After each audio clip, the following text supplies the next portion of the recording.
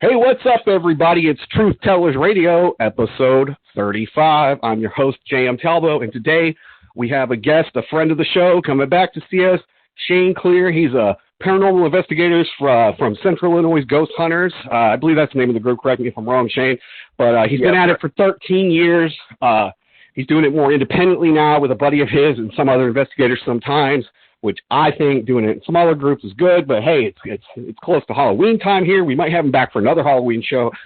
But it's great. It's Halloween 2021. It's lots of fun. And so here we go. By the way, Shane, I think I got you. I've been doing it for like 20 years professionally, I guess you would say, but I've been a researcher since I was in the second grade. How about you? Have you been researching longer than you've been actually investigating? Like, were you into this a long time ago? How'd that work out for you?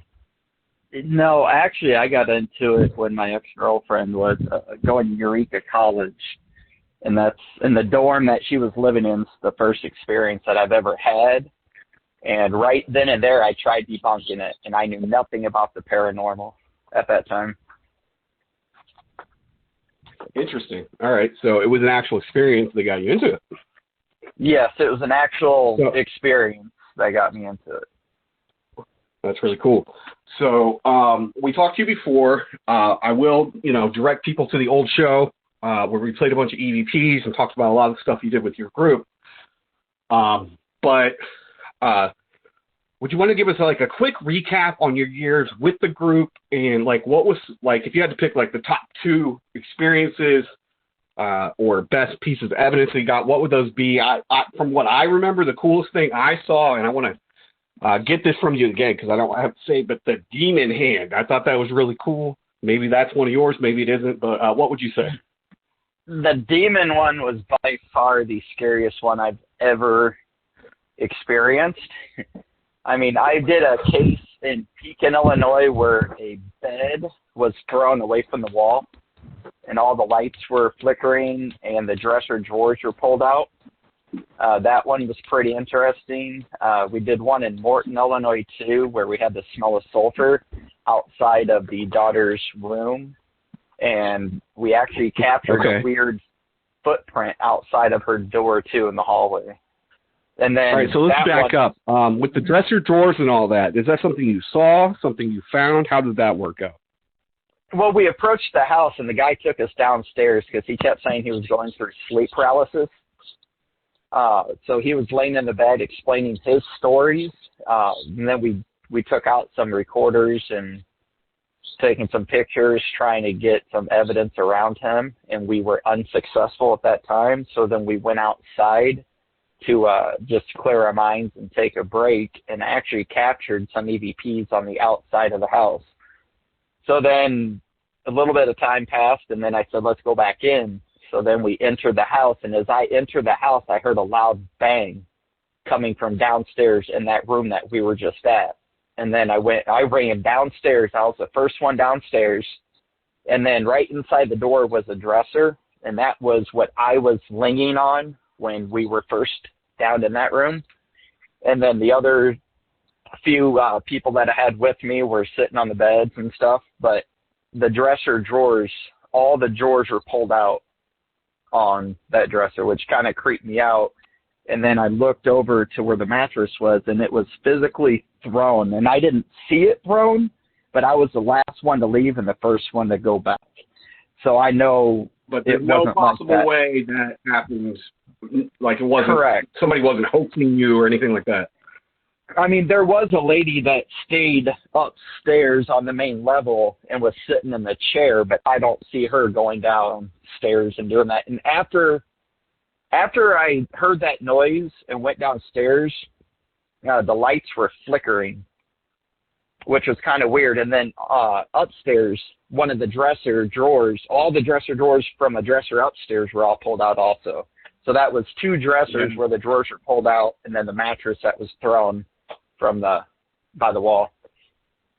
That's really cool. And I'm sure listeners are thinking, demon hand, what, go back to that. What's that about? Well, there's this picture. You got a demon hand, and it looks like a demonic clawed type hand, and you got it on a mirror. Is that right? And yes, like, it's in detail. Yes, that was in Canton, Illinois, and that was by far the creepiest encounter I've ever had in my life. But as we were heading to this house, I kept picturing a cellar door and going down the steps into like a dirt basement. And I kept picturing that on the way to the location. So then we get to the location, we knock on the door, and it was this, mind you, this what do you little mean picturing it? You're seeing this in your head, you're seeing like what happened actually? I was seeing flashes of like this cellar door and then a dirt basement.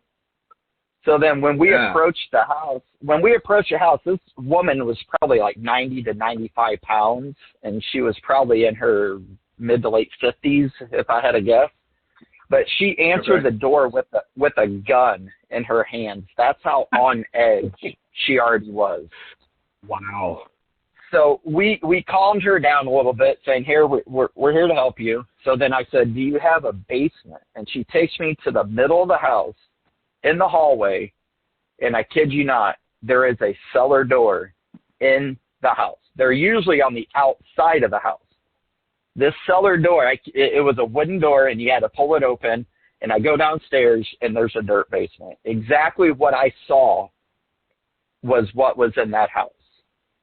Right. Okay. So it sounds like you're an empath to some degree or something like that. It's interesting because I didn't really know, like, I've heard of stuff like that, clairvoyance, all this stuff, right? But I never really thought, oh, that's not me, whatever. But in retrospect, I think I do have those kind of skills. And I think that being near that stuff brings it out of you, too. There was a time in the Hannah house, real quick, I mean, we heard piano keys playing, and then we come to find out the piano doesn't work, right?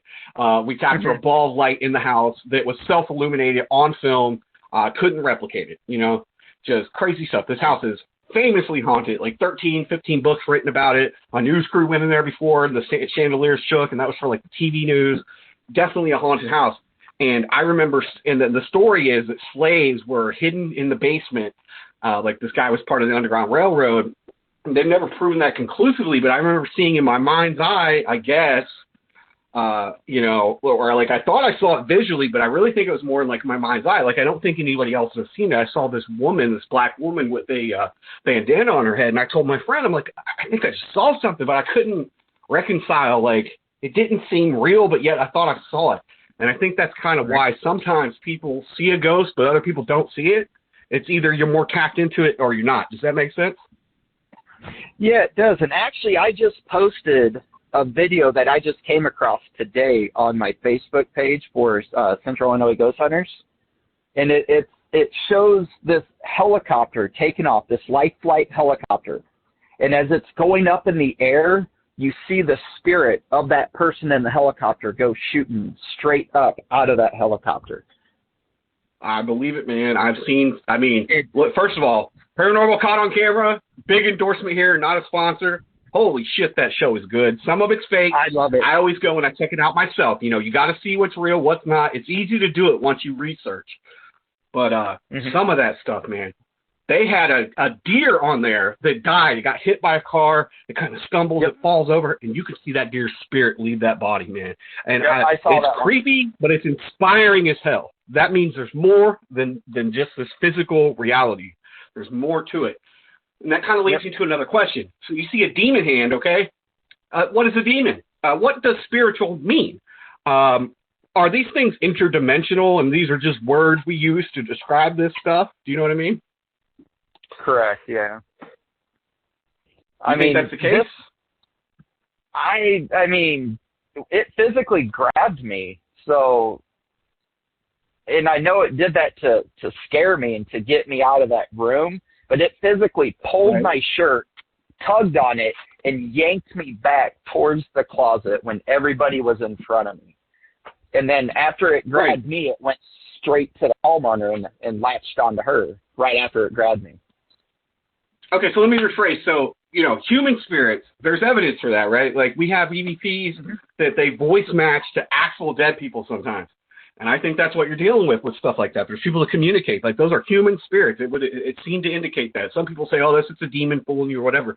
But when you're dealing with something that you would call inhuman, do you think that's really like an interdimensional being? You know what I'm saying? Like, it exists in some dimension somewhere to where it's not like a planet. It's not like we're here on Earth and it's a planet. It's like it's a realm, right?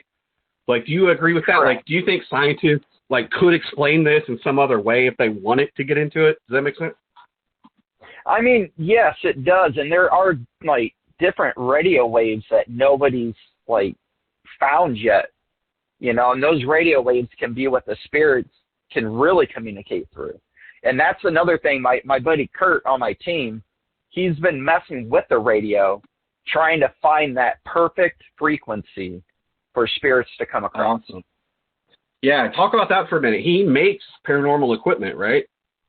Yes, he's made Tesla coils, homemade. He's made the Jacob's ladder, which is those two copper rods that shoot the sparks from the bottom. And it's also a really cool horror movie. Yep. I've made him make me some trigger objects with, because I was just sitting there and I was like, what if we took the guts of a touch lamp and put that into a rechargeable light that you can set out in the middle of a room and have that spirit touch that rod to make that light turn on. Interesting. Yeah, so he made me that. He's made IR lights. I mean, he's always looking to build stuff, and he's trying to find that piece of equipment that nobody has and nobody can get their hands on except for him because he built it. Oh, yeah, and if you get it, you know, the money's there, boy. Oh, that'd be nice. Mm-hmm. You were talking about spirits, like, you know, flickering lights. It's interesting. I was at a funeral of a family member, and the lights near the casket started to flicker.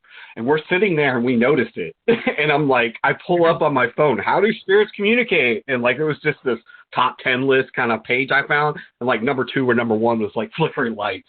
And so I show it to my nephew, and he's like, oh, shit, you know, that's amazing. Yep. I'm like, yeah, that's crazy because these lights weren't flickering any other time. They were just, like, during the, like, sitting there right before the funeral, and they start to flicker and shit. And it was like, wow, man, it's amazing. Yep. And, you know, nobody else in the room noticed it except for me and, you know, me pointing it out to the people I was around and stuff. They didn't even notice it, you know? See, and that's just it. Sometimes it's only meant for certain people to see. Like, my girlfriend's dad passed away this year in January, and lights were flickering in our house. She actually seen a shadow the day he passed away, and we found him 3 days later. But the day he passed away, she sat up on the couch and actually seen an apparition in the dining room. And, yeah, 2 days later, we found him on the couch. Yeah, I mean, that's how a lot of this stuff happens, man. I was on a paranormal radio show, like an AM show back in the day. And my grandma called into the show because she was listening. And she's like, you know that when your aunt died, I saw her at the foot of my bed. Now, my other aunt died years later, and I had a dream about her. And I saw her in heaven. Like, we're in heaven, clouds everywhere, and all my family members are sitting around a table. And it was weird because there was even family members that were alive. But it was strange, you know, and I'm like, I woke up from it. I thought that was really weird. And then I saw a blue shimmering lady above my bed. And I tried to wake my wife up. I'm like, oh my God, are you seeing this? Are you seeing this? And she didn't wake up. Come to find out the next day, oh, did you know your aunt was sick? Like, she hadn't told other family members and stuff, kind of like, you know, some people like Norm Macdonald just died and they didn't, you know, nobody knew he had cancer or whatever. It was kind of one of those situations. And I'm like, holy shit, you know, I just had this dream. And I think that's how a lot of things happen, man. People come back to see their family members and whatnot. And actually, come to think of it, that night, before I had that dream, I was really having a lot of, like, even though I've been a paranormal investigator and seen lots of things and whatever, I was still having, like, a lot of these fears about death, which I don't have anymore. And that's why a lot of people get into this, I think. And I'd actually taken an EVP that night. I'm like, I need proof. I need something, you know. And I got an EVP on tape. I couldn't tell what it said. But with, you know, taking all that stuff together, I think that was her trying to come to me and tell me, like, there's more than this. Does that make sense? And then when she was above me, it flew through the wall. And I literally thought, I got to be hallucinating. It's just like a hypnopompic hallucination. I just came out of sleep. Like, that's an explanation for some of this stuff. But it's hard to believe that's all it was when you find out the other circumstances, you know? Yep. So my house was haunted when I first bought it, too. So let me ask you this, though. You get a lot of people, when somebody dies, like Joan Rivers died, and you get all these guys taking EVPs and stuff. And it's like, oh, we got Joan Rivers, and she said it's hot. See, she's in hell and all this kind of stuff. But what I think is really going on with that is this person just died, and you're doing an EVP session, or you're doing a spirit box session especially, right? And then, of course, you get their voice because, you know, people are playing clips of them. Do you think that's what's going on with a lot of that? It's like people looking for something, and it's actually debunkable. Because I know that's something you do. It's something you've helped me with. Like, I was always into debunking, too, but sometimes, you know, your imagination gets ahead of yourself, or normal events, really, you kind of start to think they're strange, but it's actually debunkable. Would you talk about that a little bit, how you like to debunk things? Yes, I really do. And to bring up what you were just talking about, I think it was, I don't know if it was Bill Chappell or, no, it's Steve Huff from Huff Paranormal. He was always using this Huff box. It was a radio, and he has a crystal on it and all this stuff to communicate with celebrities. And I think somebody called him out playing clips of those celebrities. And my buddy Kurt, like you could actually match it to what something they said. Correct. I think he got called out on that.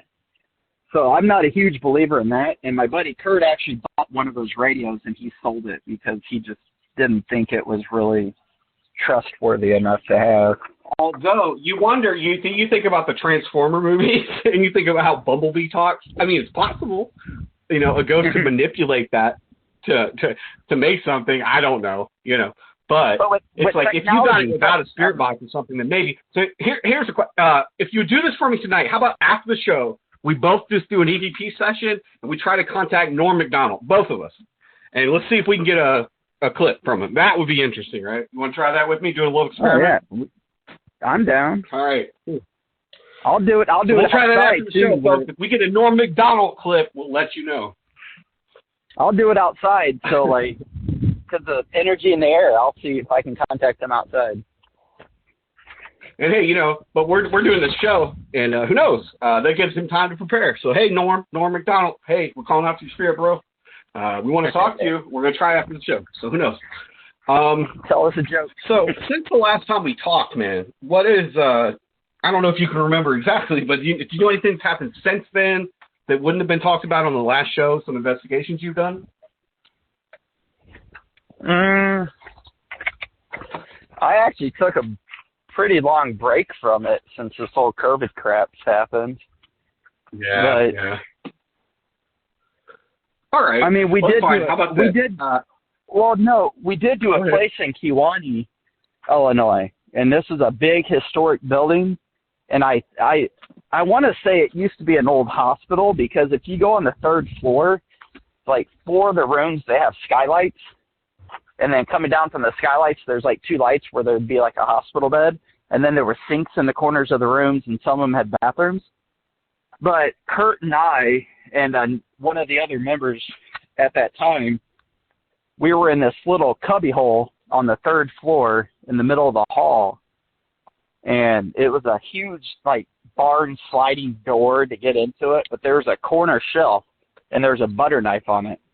And I said, is that a butter knife? Or I said something about the butter knife, and Kurt picks it up and makes the little jabby noise like he's stabbing with it. And we captured a little girl laughing right after he did that. That's great. Hey, that's nicer than a lot of EVPs.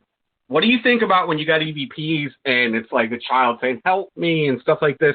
Is that creepy or what? Like, that makes you think sometimes the afterlife is not as organized as we would hope it would be. I mean, what do you think about that? Does that creep you out a little bit?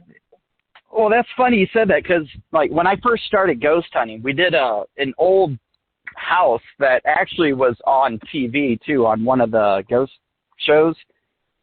But when I first started, we were in this house investigating. We were all standing in the living room of this old house, and I said, do you need any kind of help? If so, can you say, help me? And I kid you not, we heard a little girl say, help me. Clear as day, with no equipment at all, with our own ears. Oh, you heard it. We all heard it. That happened. Yes.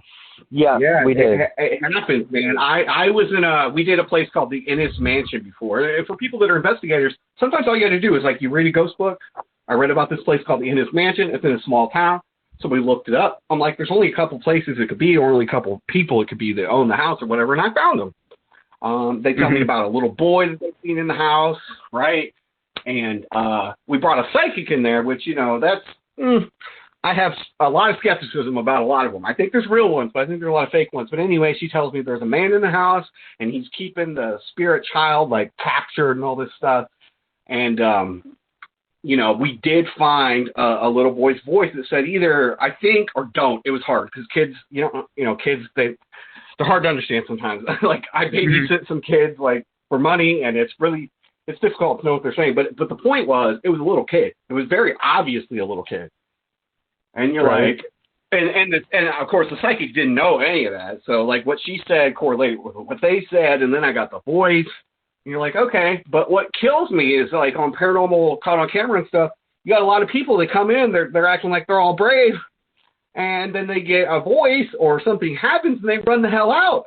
Well, it's like if a spirit's telling you help me, maybe you should try to help. Do you agree with that? Right. Like maybe you should listen and try to help in any way you can. I agree. Right. But speaking of like psychics and stuff, I don't really know what I am because my girlfriend and I went down to Florida one year. It was about 3 or 4 years ago. And we were on I-65 South and we were in Alabama. And there was this massive car accident on the opposite side of the road, but the fire was already put out by the time we drove by. But as we're driving by, I looked over to my girlfriend. I said, 3 people died in that crash. And she was like, "Nuh-uh, how'd you know?" I was like, 3 people died. One guy that's talking to me is in his mid to late 30s. And I kid you not, we get to our destination. I Google it, and there was a accident, obviously, and 3 people died, and it was a 4-car pileup. And the guy, one of the guys was 35. One of the guys was 35 years old. That died. I'm not going to be one of the ones that says, nah, they didn't have. I know it probably did, I'm sure it did. I even screenshotted the picture. Yep. Oh, sorry. I was just going to say, I live in a place where it's called Camp Reynolds, where hopefully I'm not giving too much away. Somebody's going to find me being an asshole and try to fuck with me. But anyway, this was a place where a lot of people were stationed and left for World War II, and they had German prisoners here. And as soon as I moved in here, I started having all these strong opinions and thoughts about World War II, especially thoughts of like, hey, don't demonize all the German people that were involved in this and everything else, And I'm like, for a long time, I thought these were my own thoughts, and then I start to realize I don't think they are. I'm catching the energy of this place. And there's even, like, you can look it up. There's a lot of talk about how, like, there were German prisoners of war, and a lot of them weren't treated well at all. There's even people that estimate, like, 1 million German prisoners of war were killed, and, like, they cover a lot of that up, If that's true, it's no wonder that I started getting those kind of vibes, And it's really weird to say. It's interesting. You watch, like, the Conjuring movies and stuff like that, and it's like, she's so in touch with everything she does and all this, but not everybody is. A lot of people have those feelings and those thoughts, and they don't know what the hell they're dealing with, Oh, yeah. So, I mean, it's not a question, but but anyway, so let's back up. Here's a simple question for you. What is a ghost? A ghost is just energy left behind by a deceased person, and they always say, what's the difference between like a ghost and a spirit? And I mean, it's all energy is what it is. It's all energy. I mean, I don't really know a correct answer on that because when somebody dies, there's their energy. I've had people tell me when they're like, you agree, like, because a lot of people, they think they know everything. There's like all this stuff. Oh, there's residual hauntings. There's this and that. Do you think we really have this all defined correctly, or is some of it correct, but there's more to learn? I mean, just what do you think? I mean, there's intelligent haunts and residual haunts, and I believe in all that because like when you tell a spirit to turn a light on and it turns a light on, right? Obviously they're intelligent because. Or you knock on the wall and tell it to knock back, and it knocks back, I mean, I believe in intelligent haunts, but I just think everything's made up of energy, which it is. I'm not a huge believer in orbs. I mean, I believe in orbs, but I'm not a huge believer because a lot of them can be debunked. A lot of them. Oh, yeah, absolutely. Look, I can make a fake ghost photograph so easily. I've done it like as experimenting. You can throw baking soda in the air and take a picture, and that baking soda, as it falls, it'll look like a full-bodied apparition. Absolutely. Oh, yeah. You can turn all the lights off, kick up some dust from your fan or whatever, and take a picture with a flash, right? And it'll look like it was taken in the light, but it wasn't. And you'll see all kinds of shit. You'll see even streaky orbs, where it looks like something flying around or whatever. So absolutely, people have to be careful. And that's the thing, but you're not dealing with something like that with us. Hey, Pitbull, calm down. My dog is freaking out trying to kill my little cat right now. But yeah, absolutely. It's not so cut and dry. And I guess that leads me to another question. What do you think about ghost hunters? What do you think about Zach Bagans, all that stuff. Like who's legit, who isn't? Call them out, man. Tell me what you think. Well, I can tell you right now that we had an old state hospital where I'm from, and they tore it down. But ghost hunters came to investigate it, and I spoke to somebody who knew one of the doctors that was on set because if someone got hurt, there had to be like a doctor. And come to find out, the evidence they captured where I'm from, they faked it. Uh-huh. And that came from the doctor. Oh, boy, here we go. That came from you're the talking about doctor ghost hunters, like taps? Ghost hunters, yes. Okay. See, my old group, Proof Paranormal, we were associated with taps. When we were doing it, we had chapters. We had the Ohio chapter, Illinois chapter, all this stuff. And I didn't go, but my buddy went with him, and he had some beers with him and stuff. And, but now his opinion later is that, they absolutely fake shit, And so that's interesting to hear. That's really interesting to hear. Because back in the day, they used to, it'd be hit or miss. Sometimes they would find stuff, sometimes they wouldn't. But then it turned around, it was like every time they found something. And so I'm thinking, well, maybe they don't show the stuff where they don't find stuff, or maybe they're just going to better locations or whatever, but it sounds like from what you're saying, no, they fake shit. Oh, I know they spend more time on location, too, at times. They'll spend more time. So instead of one night, they might spend 3 nights. I mean, but then Ghost Adventures, they came to Illinois, to Ashmore Estates in Ashmore, Illinois, and the owner was given a script. The owner had a script to go by. Oh, wow. To set stuff up. Yeah. See, I mean, it's just like, I like Pawn Stars, right? I like Pawn Stars. But guess what? You can't film inside of a pawn shop in Las Vegas, as I find out. No. So that's not even the fucking pawn shop. It's not real. It hurts your heart. There's a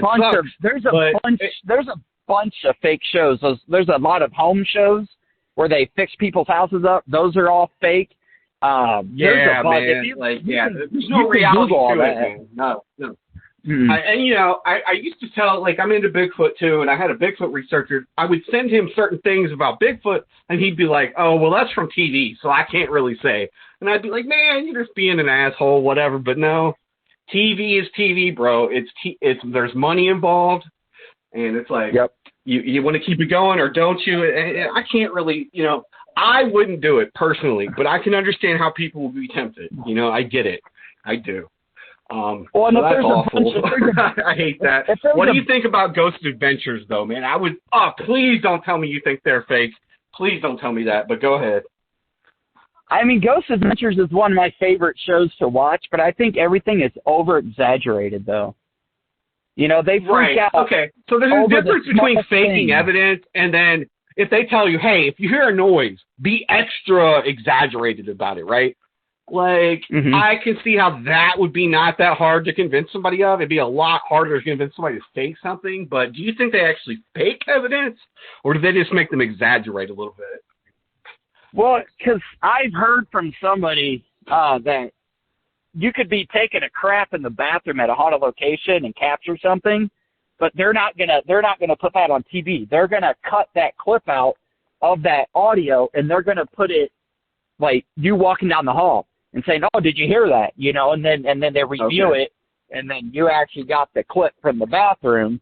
So I think they do that. So some of that's the actual producers and whatnot. Correct.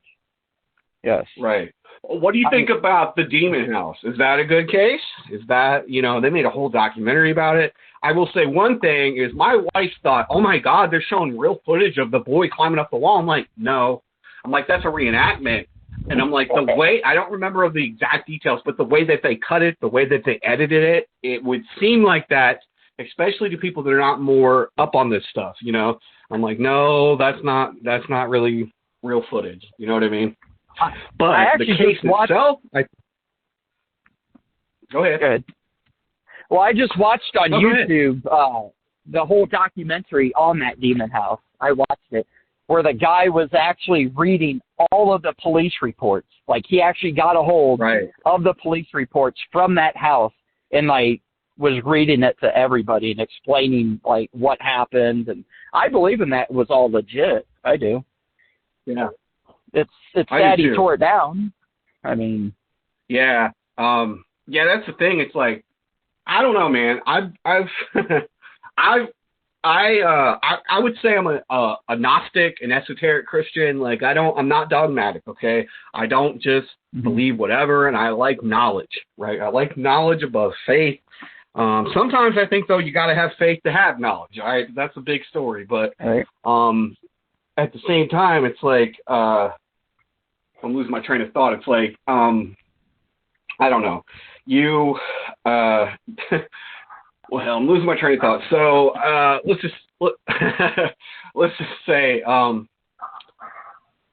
don't know. But let's go to something else. Let's go. Go ahead. Well, I was saying about the demon house, though. I mean, I would not lock myself. Yeah. I wouldn't have locked myself into that house. I wouldn't have, personally. Okay. I would have had at least. You brought my thoughts back. Okay.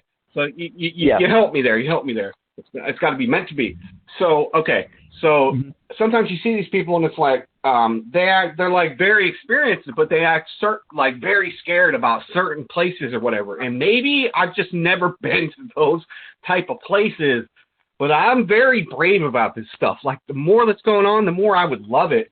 And like I said, I have my beliefs or whatever, but I've done esoteric stuff. I've done occult type stuff to try to bring these things about. And I've dealt with some very demonstrative stuff, but it didn't scare me. It didn't scare me to the point to where I've started to have this belief that I think the dark works with the light just to bring people to the realization that this stuff is real. What do you think about that? Well, that brings me to another topic, shapeshifters. You could have a very evil presence appear to be a loved one just to lure you in, so then it can latch on to you. Right. So I'm a believer in that. But would you literally get so scared you'd rip down a house? Do you think that's possible? No, because in my mind, that's a moneymaker. I would be like, can any of you stay one night in the demon house, and make money off of it? Not only that, it's fun, right? Like, I mean, I just don't see it. Like, when I watch the Conjuring movies and stuff, it's like, that stuff's overblown. It's like, yes, the case details are basically right, but the paranormal isn't that demonstrative. It's not so demonstrative as to part the Red Sea, okay? It's just not like that. You won't see somebody's bones crack in some kind of way that they can't crack, and then they come back together and they're okay. Literally, the paranormal follows the rules of physics. It follows the rules of this world. It can't not, pretty much, it cannot, in my experience, it cannot break the rules of this world. It's like, how people say, I don't break the rules, but I bend them as far as they go. I kind of feel like that's what the paranormal does. Do you agree? Yeah, I agree. And I also agree, if you're going to advertise something like the Demon House and do a show on the Demon House, you know how many people you're going to want to get into that Demon House and then you tear it down? I mean, I would have loved to investigate that Demon House. I would have. Oh, yeah. They would only back up what you're saying. Right. Yeah, so why tear it down? But, I mean, especially early on with all these groups. If you look, especially at what they did early on, like when they on their first documentary captured a full body apparition, I 100% believe that's legit. Do you agree? Well, like the East State Penitentiary. I don't know if you saw that one. Yeah. That one's in I probably Pennsylvania. have. I can't recall. Yeah. That's in Pennsylvania. That is my bucket list place to go. It's East State Penitentiary in Pennsylvania. That is my dream location right there. I never been there, but I did go to the Shawshank prison. I can't remember what it's called beyond that, but that's what it is. I mean, when you go in there, they've got pictures from the Shawshank Redemption, whatever. And I went during the day when it was just like a tour, right? Just like you're just on a tour or whatever, but they let you explore the whole place. So I would try to let the whole crowds go away from me and whatever. And I'll link this in the description, but I got 3 EVPs that day and anomalous photos of like white wispy stuff around windows and whatnot. And yeah, the place is haunted, no doubt. That brings me to something else. You don't always have to investigate a location at night. A lot of people think you can only investigate at night. No, that is beyond. That's a TV thing again. That makes it's like they make excuses for that. They say, "Oh, you can see orbs better at night or whatever." And again, with orbs, I've captured real orbs. They do exist, but they're rare. Yeah. But during the day, you can catch them during the day. Absolutely. Yeah. Yeah, and it was during the day when I got like wispy orb type stuff around the windows on the outside, which there's no dust kicking up around a window to make that happen. There were other things where I was like in a cell, and then we got orbs, and I'm thinking, are they dust orbs? But it went on for like 5 minutes, and you're going, okay, hasn't the dust settled by now? So it's one of those things where you just don't know. But then I got EVPs that answered my questions. It's like, I don't think that's an orb. And there was nobody around. Yeah. And again, I'll link it in the description. Actually, right now, as I think about it, I can't remember what they said, but it was quick, short answers to things that I asked, and it was very clear, There's another place called Hell's Hollow around here where a Native American was supposed to have been killed. He haunts the grounds. There was people in the 1800s that saw headless people when they were on horse-drawn carriages walking down the road, all this stuff. And I actually went there during a haunted house. They have a haunted house where they, like a Halloween thing, like a fake haunted house. Yeah. But I'm in the parking lot taking EVPs, and I got a growl, a really prominent growl. And I'm like, look at this. You can do it right in the parking lot of a place that's supposed to be haunted, Oh, yeah. Yep. So anyway, just like I was gonna ask you if you have any like fields in your area. Because you were talking about World War II and the Germans. I wonder if is there any empty lots anywhere? Well, there is, but I'll tell you this.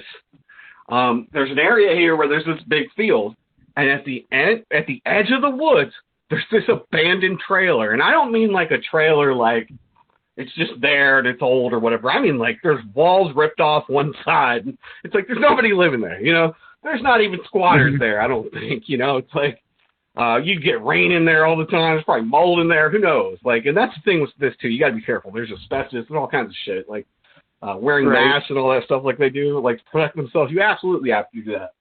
But we went out there, me and my stepdaughter, and we go out there, and I'm looking at it, and the aforementioned pit bull is with us. And or that might have been another day. I think it was another day that we actually took the pit bull, which is actually better. But so whether it was that day or another day, what happened was my daughter's sitting there staring at it, just staring at the house. And it's like, it was like a movie. It's like, okay, let's back up. Let's do a creepy intro here. The haunted trailer at the edge of the woods, right? But like, she's sitting there and she just starts staring at this place. And I'm like, Emily, are you okay? She's like, yeah, it's just weird.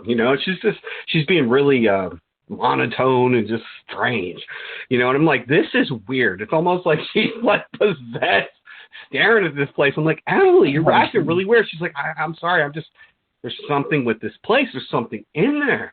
And she's just like, and before all that conversation happened, she's just staring, just intensely, And that's crazy. Whether it was that day or another day, I think it was another day. I brought my pit bull there, and she's a young one. She's half pit bull, half bulldog. But very much looks like a pit, and except she's got kind of her lips. You can kind of tell they hang down a little low or whatever. She has floppy ears, and she doesn't bark at anything. This dog is so happy. She's so happy-go-lucky. I'm looking at her right now. Just cute, so beautiful, and but she's just growling and barking at this house, But that day we're looking at it, and we start to walk away, and we turn around again, and we're looking at it. And then towards the middle of it, I see this wispy white Casper the Ghost looking thing. And it's not totally formed or anything. You know, it's not like it was formed in the shape of a human or anything, but just this swooping, wispy white cloud in front of the house. And there's no atmospheric thing that would explain this or anything. And I see it, and my stepdaughter goes, daughter, okay, fuck step, anyway. But she goes, did you see that? And I said, I absolutely did. I absolutely saw that. And that was like a month, probably 2 months ago. And it was just wild. I'm like, I saw it, and she saw it, and then we talked about it. That's only happened to me one other time. That was with that Innis Mansion stuff, to where we left the investigation. We were hours away.